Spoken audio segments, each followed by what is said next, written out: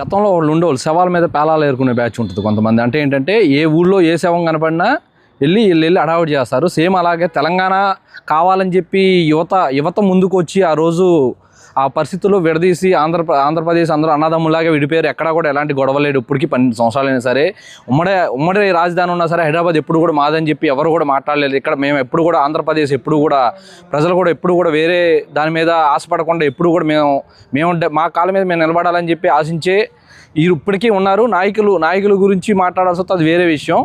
తెలంగాణ నాయకులు మాత్రం ఇప్పటికీ తెలంగాణ వాదాన్ని ఎత్తుకొని ఏదో రాజకీయం లబ్ధి పొందాలని చూస్తున్నారు. కానీ తెలంగాణ ప్రజల్లో అలాంటి మోసపోయే ధోరణిలో అసలు లేరు. ఎందుకంటే తెలంగాణ ప్రజలు ఇప్పుడు ఉపాధి హామీ కావాలి. ఎందుకంటే వాళ్ళకి తెలంగాణ విడిపోయిన నేటికి తెలంగాణ ఎట్లాగే వెనకబడిపోయి ఉంది. ఒక హైదరాబాద్ తప్ప మిగతా తెలంగాణ కూడా ఇప్పుడు అలాగే ఉంది.